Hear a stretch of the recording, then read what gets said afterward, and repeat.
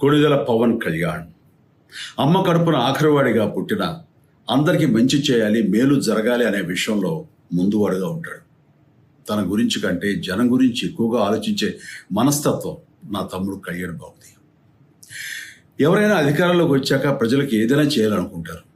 కానీ కళ్యాణ్ తన సొంత సంపాదనని కౌలు రైతులు కన్నీళ్లు తుడిచేందుకు ఖర్చు పెట్టడం, సరిహద్దు దగ్గర ప్రాణాలొడ్డి పోరాడే జవాన్ కోసం పెద్ద మొత్తం అందివ్వటం, అలాగే మత్స్యకారులు ఇంకా ఎందరికో తాను చేసిన సహాయం చూస్తుంటే ఇలాంటి నాయకుడు కదా జనానికి కావాల్సింది అనిపిస్తుంది.